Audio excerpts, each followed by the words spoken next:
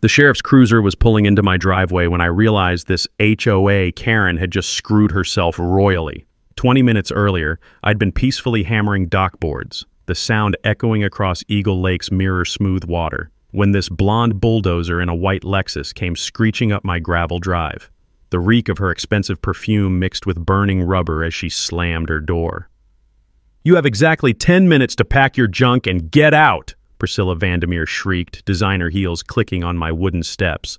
"This is HOA property now!" I set down my hammer, coffee still warm in my thermos. "Ma'am, my family's owned this land since 1952. "Not anymore!" She speed-dialed frantically. 911, I need police. There's a vagrant destroying lakefront property. As red and blue lights flashed through the pine trees, I couldn't help but grin. This woman had no clue she'd just called the cops on someone who owned way more than a simple lakeside cabin. What would you do if some HOA lunatic tried to steal your family legacy? Tell me where you're watching from and share your wildest neighbor nightmare. Let me back up and tell you how this nightmare started. My name's Thaddeus Brennan, Thad to anyone who matters, and I'm a third-generation owner of this little slice of heaven on Eagle Lake. My grandfather built this cabin in 1952 with cedar logs he cut himself, and on humid mornings you can still smell that sweet wood mixed with decades of coffee and campfire smoke. I spent 30 brutal years on Gulf oil rigs, dodging hurricanes and equipment that could turn you into hamburger without warning. Saved every penny while breathing diesel fumes and salt spray, came home covered in crude more times than I can count. When Dad passed last year, I inherited our family sanctuary, the one place on earth where I could finally breathe easy. I'm about as humble as they come. Drive a rusted F-150 that backfires like a shotgun, wear flannel shirts until they fall apart, and my idea of fine dining is fresh bass cooked over an open fire. To look at me, you'd figure I was just another broke retiree counting pennies. Eagle Lake used to be a working man's paradise. For 60 years, families who built these cabins with their own hands raised kids who learned to swim off these docks. The sound of laughter echoing across the water, the smell of fish frying at sunset, that was our community. Then the parasites arrived. 5 years ago, luxury development started infecting our shoreline like a disease.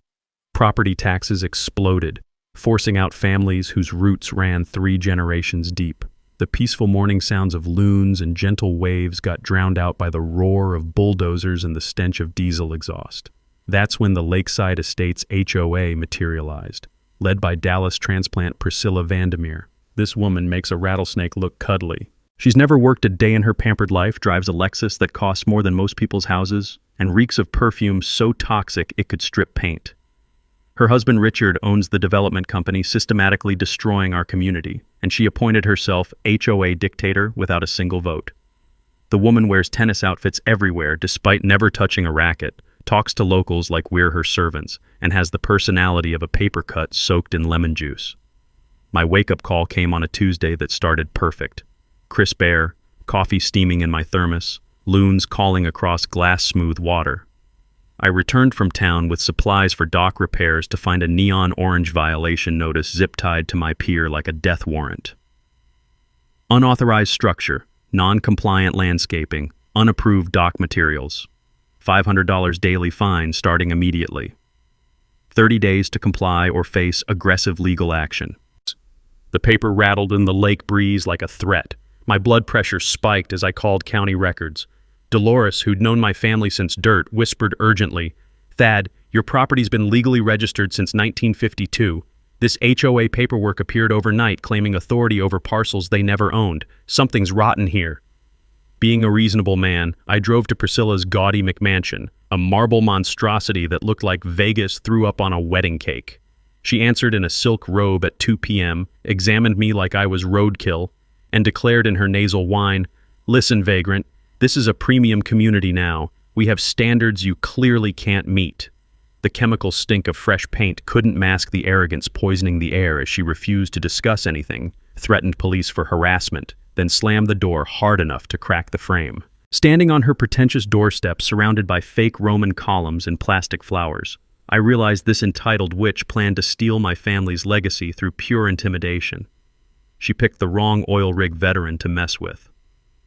Priscilla wasted exactly 0 time launching her first assault. 3 days after our doorstep encounter, she called an emergency HOA board meeting, which consisted of her husband Richard, 2 other developer wives who owed their McMansions to his company, and enough fake authority to choke an elephant. The fluorescent lights in the community center buzzed like angry wasps as they rubber-stamped her expedited removal procedure for non-compliant eyesores. Within hours, a certified letter landed in my mailbox from Cromwell & Associates, bottom-feeding lawyers known for aggressive property seizures throughout the county. The thick envelope crackled as I opened it, releasing the stench of legal intimidation. "Cease occupancy within 72 hours, it demanded, or face immediate asset forfeiture and criminal trespass charges. I'll admit my hands shook slightly as I read that garbage, not from fear, from pure rage at the audacity. But 30 years dodging death on oil rigs teaches you to think clearly under pressure. I grabbed my thermos of black coffee and drove straight to the county courthouse, where the musty smell of old legal documents and squeaking wooden floors reminded me why I preferred working outdoors. That's where Dolores became my guardian angel. "Thad, honey, look at this," she whispered, pulling out a dusty file cabinet that groaned like an old man's knees. Her wrinkled fingers traced the Lakeside Estates HOA and corporation papers, pointing out discrepancies that made my pulse quicken. "See these property boundaries? They mysteriously expanded overnight to include homes that existed decades before this HOA was even a twinkle in someone's greedy eye." The smoking gun was right there in black and white, forged signatures on documents claiming authority over pre-existing properties. These parasites had literally drawn new lines on maps and declared themselves kings of land they'd never owned. I remembered reading somewhere that most property disputes stem from HOAs exceeding their legal jurisdiction through intimidation rather than legitimate power, especially when dealing with properties that predate the association. I called my old rig buddy Marcus, who'd become a paralegal after a crane accident ended his offshore career. 20 minutes later, he was laughing so hard I could hear him snorting through the phone. "Thad, these idiots just handed you their heads on a silver platter," he wheezed between chuckles. "HOA never properly acquired easement rights over your property. They're claiming authority they don't legally possess." Marcus filed a counter motion that afternoon challenging the HOA's entire legal standing. Here's the beautiful part, and this was something I learned from watching too many courthouse dramas. Legal filings automatically freeze all enforcement actions pending court review. Priscilla's 72-hour ultimatum just became worthless paper. But Princess Priscilla doesn't handle rejection well. The next morning, she roared up to my cabin in her Lexus with 2 security guards wearing black polo shirts and intimidating scowls. The smell of diesel exhaust mixed with her suffocating perfume as she strutted across my property like she owned it. "Stop hiding behind legal technicalities, you pathetic loser!" she shrieked, her voice carrying across the lake like fingernails on a chalkboard. "These gentlemen are here to escort you off HOA property." I stepped onto my porch holding my morning coffee, completely calm. "Ma'am, first of all, this is private property that's been in my family for 70 years. Second, those gentlemen just committed unlawful trespass the moment they stepped foot on my land." The security guards exchanged uncomfortable glances. Professional muscle knows when a job crosses legal lines. One of them mumbled something about checking with headquarters and started backing toward their truck. That's when my neighbor Floyd appeared on his porch. This Korean War veteran has survived worse than Priscilla's tantrums, and his weathered face showed exactly zero intimidation as he watched the circus unfold. The crunch of dead leaves under his boots was the only sound as he walked to his property line. Priscilla whirled around like a rabid coyote. "Your decrepit shack is next, old man. I'll have this entire shoreline cleared of trash within the month." Floyd's response was delivered in the same tone he probably used calling artillery strikes 60 years ago. "Lady, I've been shot at by people scarier than you. Good luck with that." Other neighbors started emerging from their cabins, cell phones recording every word of Priscilla's meltdown. The click of cameras and rustle of curious voices created a growing audience for her public humiliation. I started keeping detailed logs of every interaction, timestamps, witnesses, photos of Priscilla's own code violations like her illegal dock extension and unpermitted gazebo. Marcus had drilled into me that documentation beats accusations every single time in court, and I was building an ironclad case. But here's where Priscilla's arrogance really backfired. She posted her little tantrum on the Concerned Lakeside Residents Facebook group, complete with photos of my unsightly cabin and demands for community support against the dangerous vagrant threatening property values. The comments section exploded, but not the way she expected. Longtime residents defended my family's reputation, shared stories of my grandfather helping neighbors during tough times, and started asking uncomfortable questions about HOA finances and legal authority. Her social media strategy just turned into a public relations disaster. Priscilla's next attack came like a snake strike at dawn. I was enjoying my coffee, watching a great blue heron hunt in the shallows, when her white Lexus came screeching up my gravel drive, followed by a beat-up Honda that looked like it survived 3 hurricanes. Out climbed Priscilla and some sweaty guy in an ill-fitting suit carrying a clipboard like it was a weapon. "This is Randy Hutchins, certified HOA inspector," she announced, her shrill voice scaring the heron into flight. Randy reeked of cheap cologne and nervous sweat as he immediately started measuring my dock without so much as a hello. "Ma'am, you can't just trespass and start measuring my property," I said, setting down my coffee with deliberate calm. "Not without legal authority." "We don't need permission," Priscilla shrieked, her face turning red as fresh sunburn. "We have easement rights. Randy, measure everything. Dock, cabin, that hideous shed." The metal measuring tape clicked and whirred as Randy stretched it across my pier, hands shaking when I stepped closer. "Buddy," I said quietly, "unless you've got a warrant, you're committing criminal trespass. And my security cameras are recording every second." That's when I unleashed my counter-strike. I pulled out my phone and called the county building department. "I'd like to request an official property inspection, please. Someone's making false claims about code violations."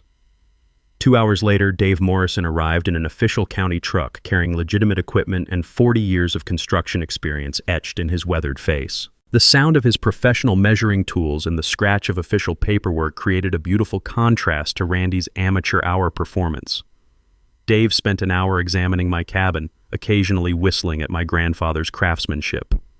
"Mr. Brennan, this is museum-quality construction. Your grandfather built this place like a fortress, exceeds every modern code by 50%.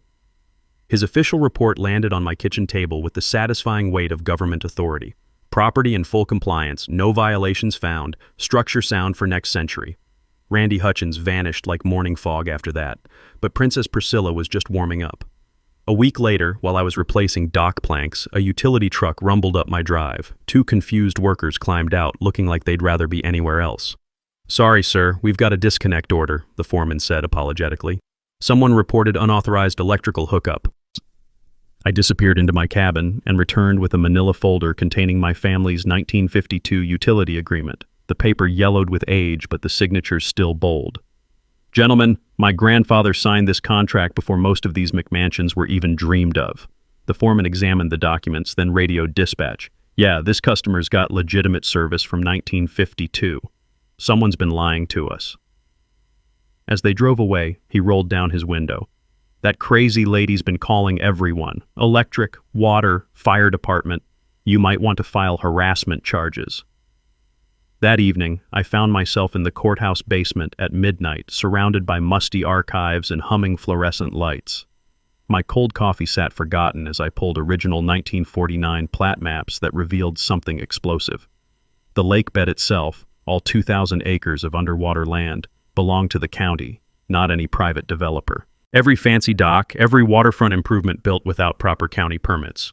I borrowed Floyd's fishing drone the next morning, and the aerial footage revealed Priscilla's $1 million mansion encroaching 15 feet into protected county wetlands. When I showed Marcus the video evidence, he started laughing so hard he nearly fell off his chair. "Thad, our HOA queen just stepped into a federal bear trap.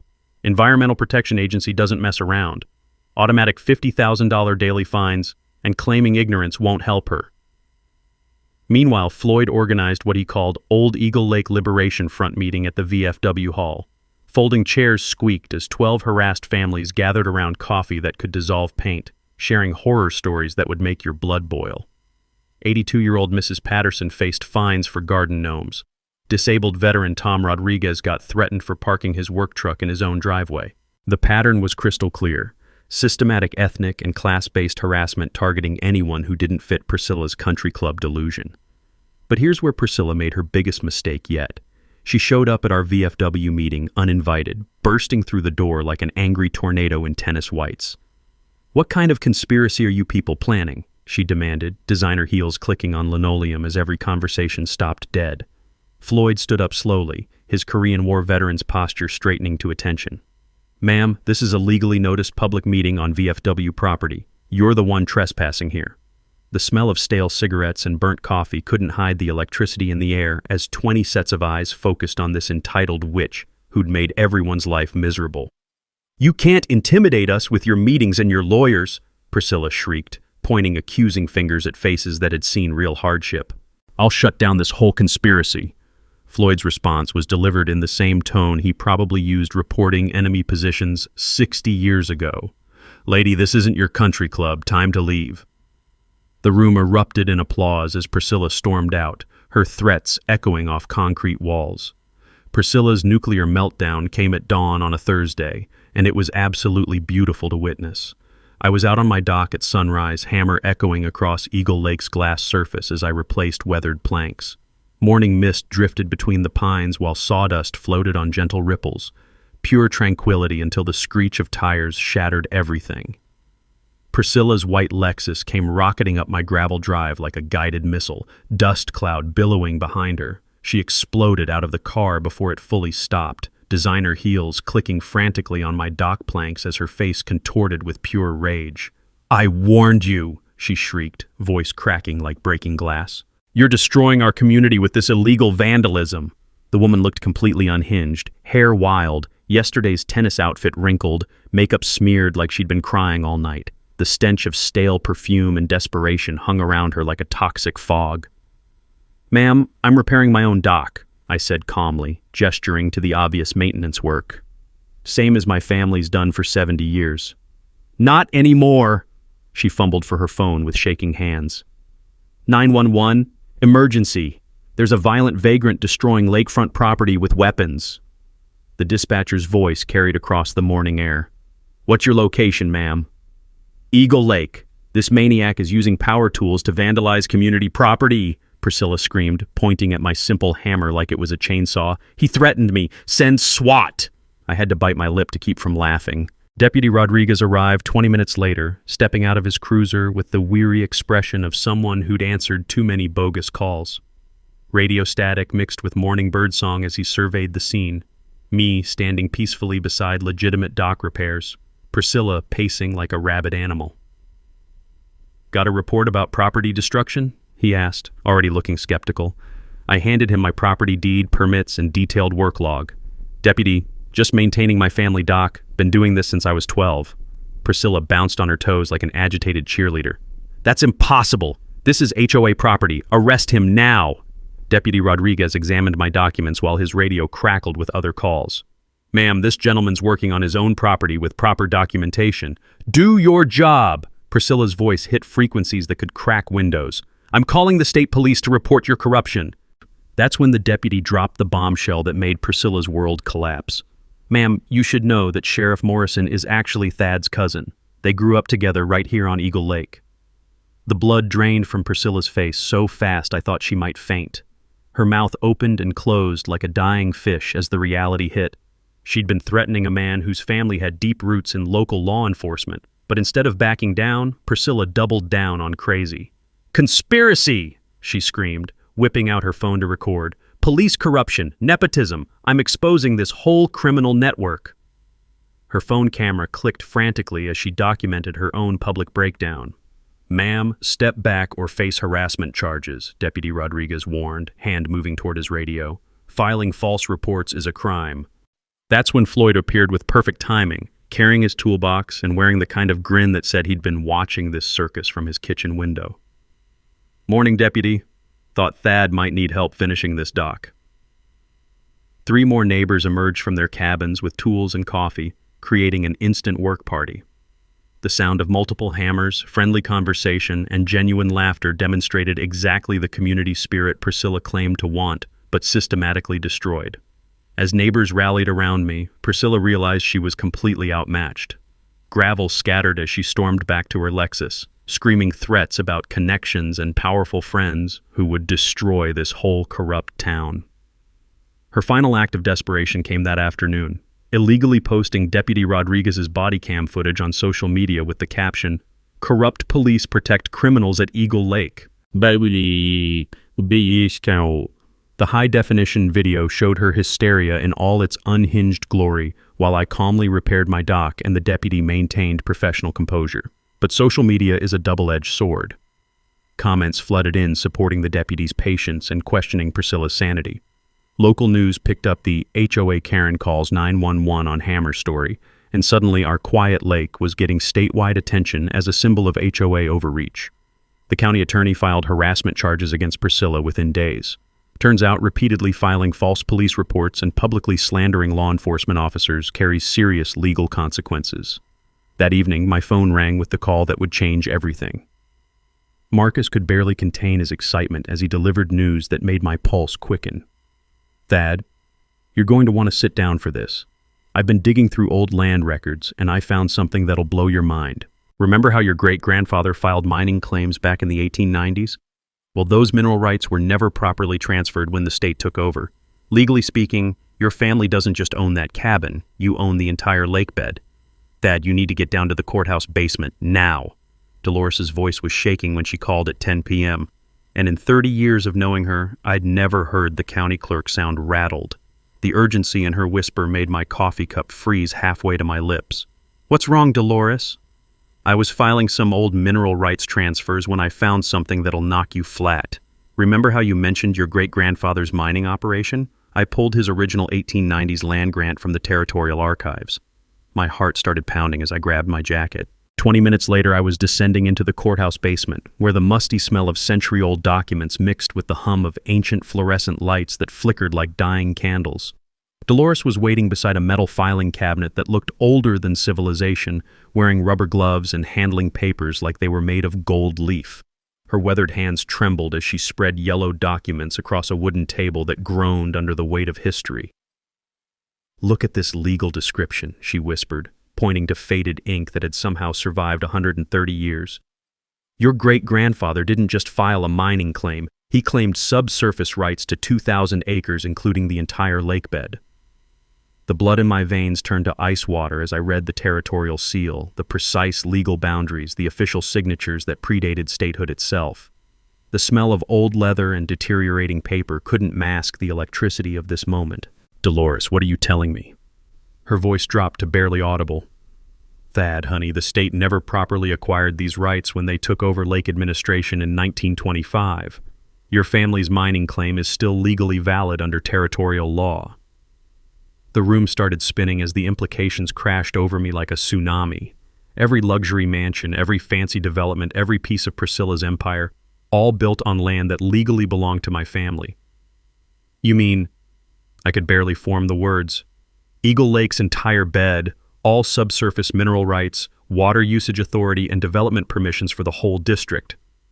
Dolores's eyes were wide behind her thick glasses.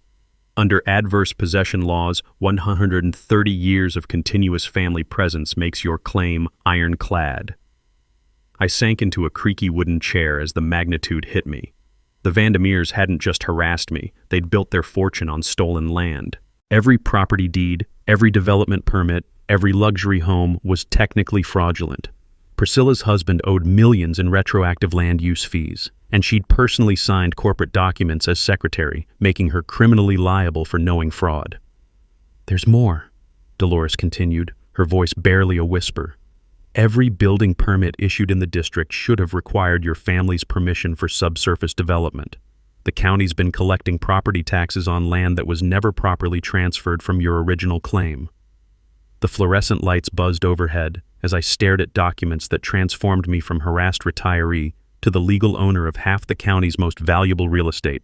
The irony was so perfect it hurt. Priscilla had been screaming about property rights while living on property that belonged to me. But here's what 30 years of dangerous work teaches you. Real power isn't about destruction. It's about knowing when and how to use it. "Dolores, who else knows about this?" "Just you and me, honey. These files haven't been touched in decades." As I carefully gathered the documents, the weight of responsibility settled on my shoulders like a lead blanket.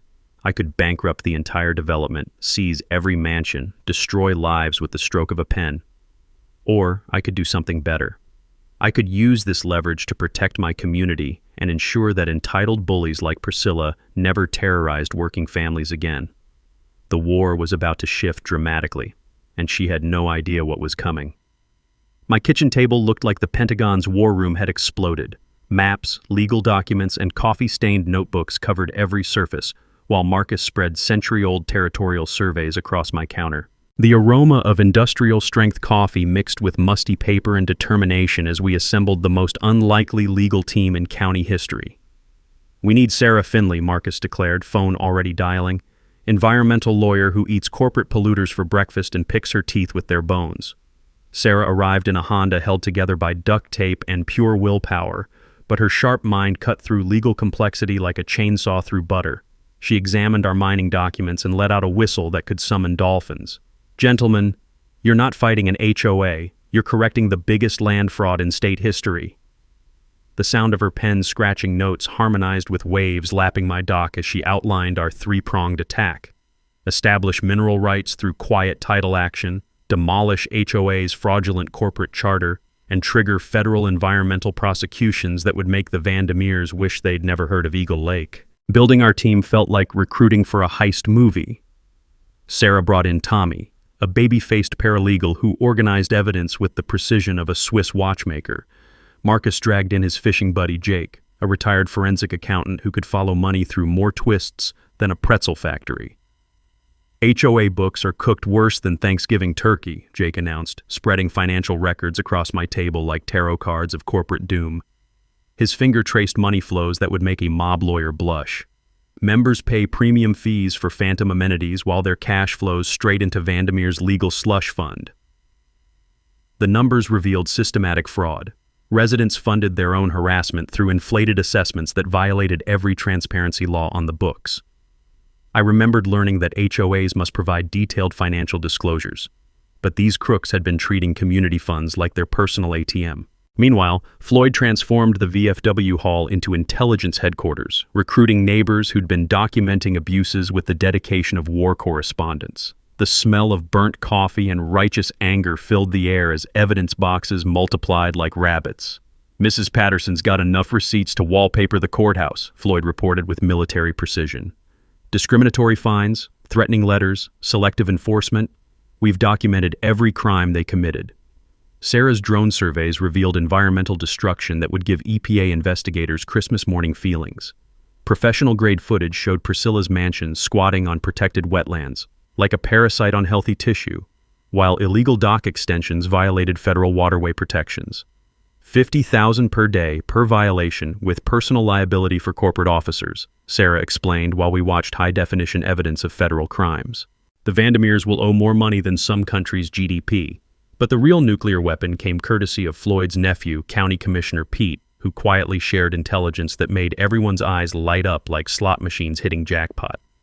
Priscilla had offered him cash bribes for favorable HOA rulings, not realizing she was attempting to corrupt the one politician in the county who actually read ethics manuals. "State Attorney General prosecutes public corruption like it's a blood sport," Sarah noted with predatory satisfaction. "Recorded evidence plus willing testimony equals career-ending felony convictions." Our media strategy required surgical precision. Sarah's contact, a reformed newspaper editor who understood small-town dynamics, helped craft messaging that positioned us as community protectors rather than legal terrorists. "Veteran saves neighbors from corporate land pirates," she suggested during our evening strategy session. Laptop screens glowed in my cabin's warm light as we polished talking points. "David versus Goliath plays better than local man owns half the county." By week's end, my modest cabin resembled NASA mission control. Legal timelines covered walls like battle maps, evidence boxes filled every spare corner, and filing schedules were synchronized with military precision. The plan demanded perfect timing. Federal referrals, state prosecutions, and civil actions launching simultaneously to prevent asset liquidation or evidence destruction. "One chance for maximum devastation," Sarah emphasized, her courtroom experience adding gravity to every word. "The moment we file, they'll start burning documents and hiding money in offshore accounts. Everything happens at once or not at all." The hardest part was accepting public exposure. 3 decades of oil rig anonymity had taught me to avoid spotlights. but this fight required visibility. During a contemplative evening on my dock, with loons serenading the sunset and starlight beginning to dance on dark water, Floyd delivered the wisdom that changed everything. Son, sometimes good men have to stand up publicly so other good men know they ain't fighting alone. Looking across the lake at neighbors' lights, families enjoying peaceful evenings for the first time since the HOA terror began, I understood this transcended personal comfort. Every lit window represented someone who deserved protection from entitled bullies and corporate thieves. As we finalized preparations, I felt the calm focus that comes before dangerous work begins. The Vandermeers thought they were fighting a broke retiree with a rusty truck. They had no idea they'd picked a war with someone who owned the battlefield. Priscilla's desperation reached psychotic levels the moment she realized something big was brewing.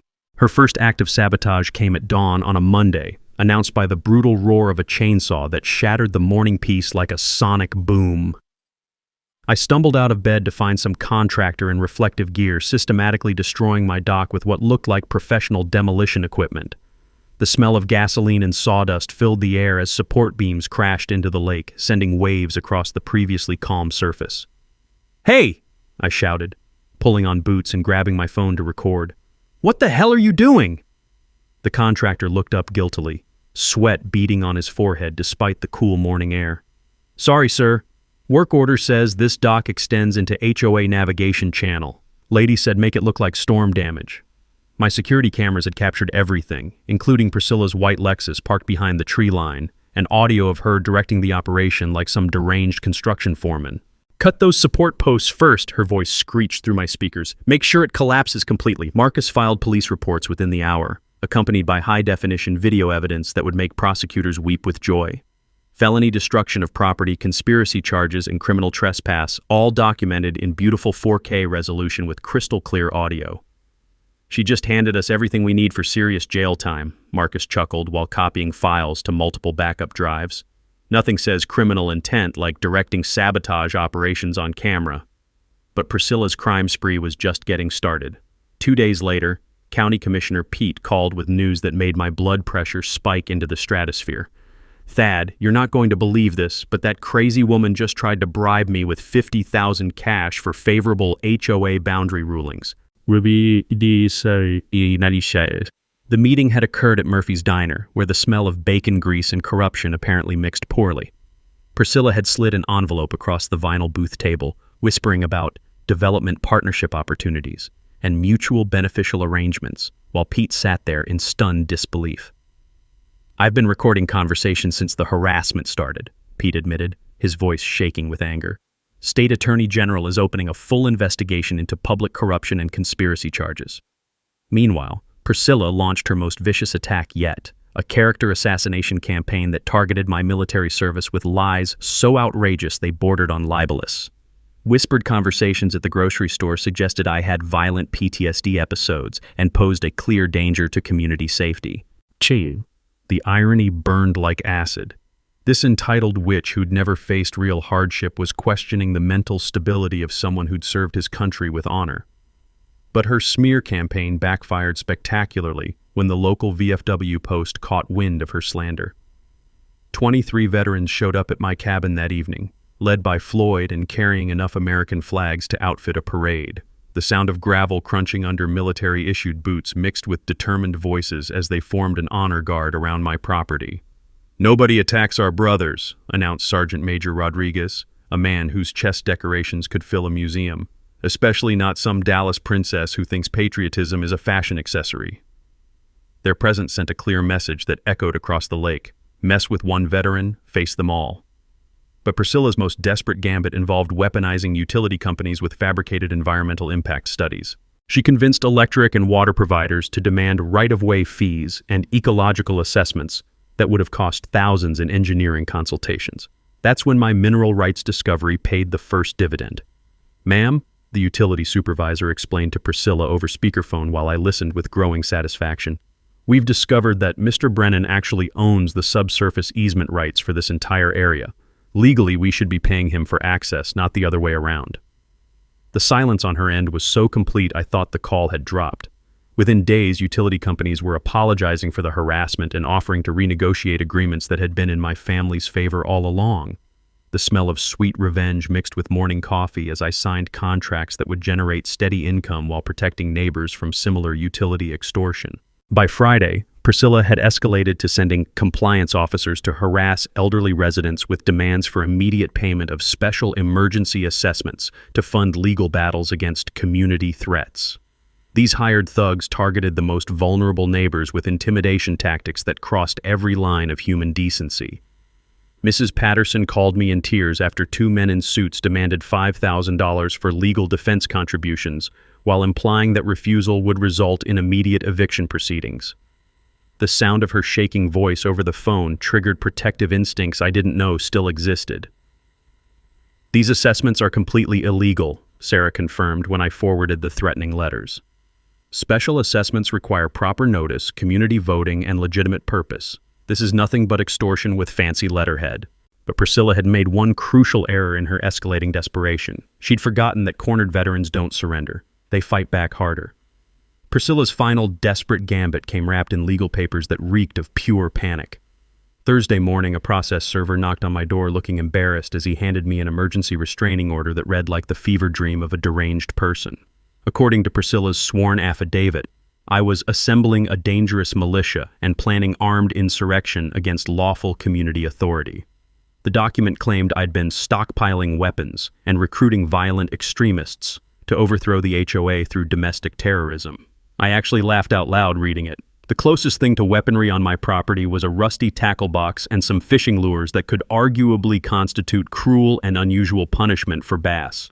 "This woman's completely lost her mind," Marcus muttered, studying the restraining order like it was written in hieroglyphics. "She's claiming your VFW buddies constitute a paramilitary organization plotting violent overthrow of suburban governance." The emergency hearing was scheduled for Friday morning in Judge Catherine Morrison's courtroom, a venue that would prove monumentally unfortunate for Priscilla's legal strategy. Judge Morrison happened to be Sheriff Morrison's sister, and both had known my family since childhood. The courtroom smelled like old wood polish and nervous sweat as Priscilla's lawyer, a slick Dallas attorney who looked like he'd rather be anywhere else, attempted to present evidence of my threatening behavior. His voice cracked slightly as he described my tactical meetings at the VFW hall and recruitment of military-trained insurgents. Judge Morrison's eyebrows climbed toward her hairline as she examined photographs of Floyd's neighborhood barbecue, labeled in the filing as militia training exercises. The sound of stifled laughter from the gallery grew louder when they presented my dock repair project as evidence of fortification construction. My character witnesses told a different story. 12 veterans testified about my peaceful nature, community service, and habit of helping elderly neighbors with grocery runs. Floyd's testimony was particularly devastating to Priscilla's narrative. "Your Honor, if helping Mrs. Patterson with her garden and organizing potluck dinners makes someone a domestic terrorist, then I guess we're all in trouble," Floyd said with military bearing that commanded respect. But the real moment of truth came when Priscilla's own witnesses failed to materialize. Her supposed community supporters had apparently developed sudden cases of selective amnesia when faced with possible perjury charges. Judge Morrison's ruling was swift and brutal. This restraining order appears to be filed in bad faith to harass the defendant. Motion denied with prejudice. Ms. Vandermeer, I'm warning you about filing frivolous legal documents in my courtroom. The gavel's bang echoed like thunder as Priscilla's face turned colors I didn't know human skin could achieve. Meanwhile, Sarah's forensic accounting team had discovered the smoking gun we'd been hunting. Systematic asset transfer operations designed to hide Vandermeer Development's wealth before legal consequences arrived. Shell companies with names like Lakeside Holdings and Eagle Investment Trust were gobbling up properties and liquidating assets faster than sharks in a feeding frenzy. "Classic fraudulent conveyance," Sarah explained while spreading financial records across my kitchen table like evidence of murder. "They're trying to hide assets from creditors and legal judgments. Problem is, we've documented every transaction with timestamps." The media circus was reaching national proportions. Cable news had picked up the HOA Karen versus oil rig veteran story, and Priscilla's disastrous television interview became instant internet gold. The smell of fame mixed with morning coffee as reporters called for comments on the David versus Goliath at Eagle Lake story. Priscilla's TV appearance was a masterclass in self-destruction. Her entitled attitude, condescending tone, and obvious disdain for lower-class residents played exactly as you'd expect on social media. Within hours, #Justice for Thad was trending nationally, while #Karen Vandermeer became shorthand for HOA abuse. But the real nail in her coffin came when EPA investigators arrived to assess environmental violations. Their preliminary report read like an ecological horror story. Wetlands destruction exceeded worst-case estimates, water contamination threatened the entire lake ecosystem, and illegal construction had damaged fish spawning grounds that took decades to establish. $2.3 million in fines, the lead investigator announced while examining drone footage of environmental crimes, plus mandatory ecosystem restoration that could cost another $5 million. Criminal referrals to federal prosecutors are automatic at this level of damage. Priscilla's social isolation was becoming complete.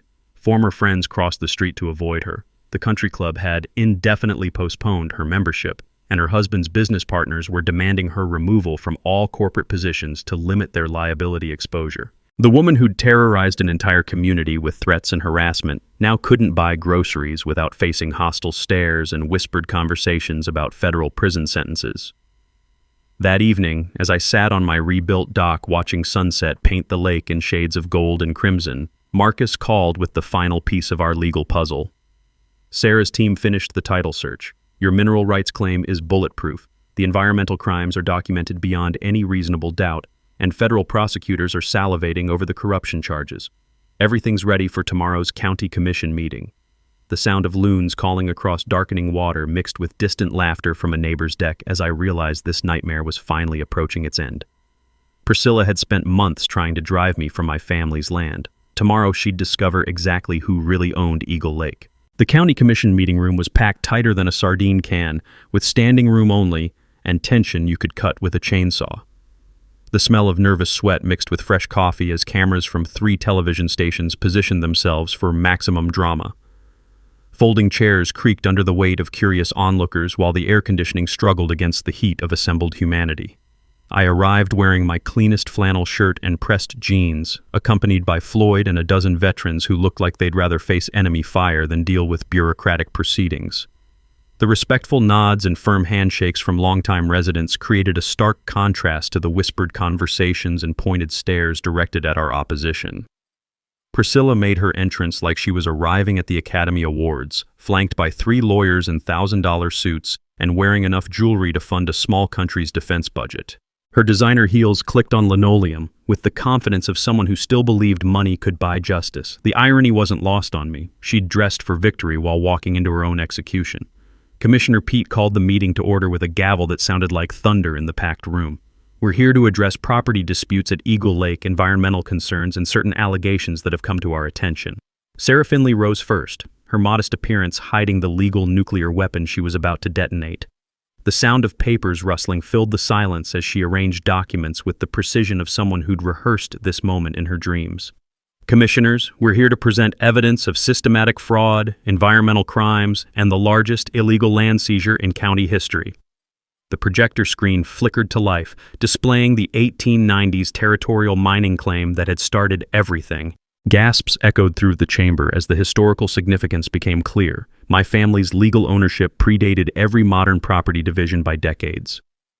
For 130 years, the Brennan family has maintained continuous presence on Eagle Lake, Sarah continued, her voice carrying the authority of absolute legal certainty. Under territorial law and adverse possession statutes, their mineral rights claim supersedes all subsequent property transfers. Priscilla jumped up like she'd been electrocuted. This is ridiculous. You can't overturn decades of legitimate development based on some moldy old papers. Judge Morrison, attending as county legal advisor, examined the documents with the thoroughness of someone who understood their explosive implications. Ms. Finley, are you stating that the entire Lakeside Estates development was built without proper subsurface permissions? That's exactly what I'm stating, Your Honor. Every luxury home, every development project, every property transfer in the district violated established mineral rights that were never legally extinguished. The room erupted in shocked murmurs as the magnitude hit home. Camera flashes popped like strobe lights while reporters scribbled frantically, recognizing they were witnessing legal history in the making. But Sarah wasn't finished. The environmental violations came next. Drone footage showing wetlands destruction that would make conservationists weep. The high-definition images of Priscilla's mansion squatting on protected habitat drew audible gasps from the audience. $2.3 million in EPA fines, Sarah announced with the satisfaction of someone delivering well-deserved justice. Plus criminal referral to federal prosecutors for knowingly violating environmental protection laws. That's when Sheriff Morrison made his appearance, accompanied by 2 deputies carrying arrest warrants that crackled with official authority. The sound of handcuffs being prepared mixed with Priscilla's increasingly hysterical protests. Richard and Priscilla Vandermeer, you're under arrest for fraud, conspiracy, filing false documents, environmental crimes, and attempted bribery of a public official. Priscilla's meltdown was spectacular. This is a conspiracy! Corruption! You people can't do this to me! Her voice cracked as reality crashed down like a collapsing building. The handcuffs clicked with the finality of justice as she was read her rights in front of cameras that would broadcast her humiliation across the nation. Her perfectly styled hair looked disheveled. Her makeup ran in streaks, and her entitled arrogance finally crumbled under the weight of legal consequences. But the most satisfying moment came when I approached the podium to address the commission. The room fell silent as I looked out at faces that represented my community. Neighbors who'd suffered under HOA tyranny, families who'd been threatened and intimidated, elderly residents who'd lived in fear. Commissioners, I'd like to discuss my family's land donation to the county. The announcement hit like lightning. After establishing my legal ownership of half the county's most valuable real estate, I was giving it back to protect the community that had supported me. I'm deeding lake access rights and environmental protection authority to the county with one condition: permanent protection for working families and an end to discriminatory harassment of longtime residents. The standing ovation was thunderous. Cheers mixed with tears as neighbors who'd fought beside me celebrated not just legal victory, but the restoration of community values over corporate greed. Floyd wiped his eyes with the back of his weathered hand. Your grandfather would be proud, son. As the Vandermeers were led away in handcuffs, past cameras and crowd jeers, I felt the deep satisfaction that comes from protecting people who matter. Sometimes justice isn't just served, it's delivered with a bow on top. 6 months later, Eagle Lake had transformed into something beautiful. A real community instead of Priscilla's sterile country club nightmare. The annual Eagle Lake Freedom Festival was in full swing with the smell of barbecue smoke drifting across water that sparkled cleaner than it had in years. Children's laughter mixed with bluegrass music as families who'd survived the HOA terror enjoyed their first peaceful summer in half a decade. I was manning the volunteer burger booth, happily anonymous again in my flannel shirt and work boots, when a reporter from the regional news station approached with that hungry look journalists get when they smell a follow-up story. Mr. Brennan, any regrets about giving away millions in property rights? I flipped another burger, watching the grease sizzle and pop. Son, some things are worth more than money. Look around. This is what community looks like. The Vandermeer saga had reached its predictable conclusion with the satisfying thud of justice served cold. Richard Vandermeer drew 5 years in federal prison plus $3 million in restitution for fraud, environmental crimes, and racketeering. Priscilla got 2 years, anger management classes, and 1,000 hours of community service that she'd have to complete in the very neighborhoods she'd terrorized. Their assets had been seized to pay victims and fund environmental restoration, while their development company dissolved like sugar in rain. The McMansion that once squatted on protected wetlands was demolished. The land returned to its natural state where herons could fish without dodging illegal docks. But the real victory was watching our community heal. The Eagle Lake Residents Association met monthly in the restored community center, where the smell of fresh coffee mixed with friendly voices planning neighborhood projects. No more enforcement officers, no more violation notices, just neighbors helping neighbors the way it should be. Mrs. Patterson's garden gnome stood proud in her flower bed, joined by a hand-carved welcome sign that Floyd had made in his workshop. Tom Rodriguez parked his work truck wherever he pleased, and nobody complained about anything except whether the fish were biting and whose turn it was to organize the next potluck dinner. The crown jewel of our recovery was the Brennan Family Veterans Scholarship, $5,000 annually for military families pursuing education. The funding came from ethical energy companies leasing mineral rights under terms that protected our environment while generating steady community income. This year's first recipient was Floyd's granddaughter, Sarah. studying environmental law at the state university with dreams of protecting places like Eagle Lake from corporate predators. The scholarship ceremony brought tears to eyes that had seen too much injustice over the years. She wants to be a lawyer who fights for communities instead of corporations, Floyd announced proudly, his weathered hands holding the award certificate like it was made of gold. Says she wants to be the next Sarah Finley. The Environmental Restoration Project had become a model for wetlands recovery across the region. Crystal clear water now supported healthy fish populations that attracted fishing enthusiasts from 3 states, while the return of osprey and bald eagles proved that nature could heal when given proper protection. My personal healing was quieter, but just as important. Morning coffee on the dock had regained its peaceful rhythm, with loons calling across mist-covered water, while sunrise painted the sky in shades that no artist could capture. The sound of gentle waves lapping weathered posts mixed with distant laughter as neighbors started their days without fear of harassment or intimidation. Regular fishing trips with fellow veterans provided therapy that no counselor could match. We'd cast our lines in comfortable silence, occasionally sharing stories, but mostly just enjoying the peace we'd all fought to protect in different ways. The documentary about our battle, David versus Goliath at Eagle Lake, won a regional Emmy and sparked similar community organizing efforts across the country. I'd declined Hollywood movie offers, preferring to let the real story inspire people facing their own corporate bullies. But life had one more surprise waiting. Last week, a letter arrived from a disabled veteran in Montana facing similar HOA harassment. His name was Miguel Santos, and his story sounded painfully familiar. Entitled Neighbors Targeting a Military Family Through Discriminatory Enforcement and Intimidation Tactics. Floyd volunteered to help with research, his eyes lighting up with the prospect of another righteous fight. Reckon we could take a road trip, help another good family stand up to these parasites? As I write this, watching sunset paint Eagle Lake in gold and crimson while American flags flutter in the evening breeze, I'm reminded that freedom requires constant vigilance. Sometimes that means standing up to foreign enemies. Sometimes it means facing down domestic bullies who think money makes them untouchable. Drop a comment with your worst HOA nightmare. Let's expose these petty tyrants together and show them that communities united can't be defeated. And hit that subscribe button for more stories of ordinary heroes fighting back against corrupt systems. Because the best way to honor freedom is to defend it, one neighborhood at a time.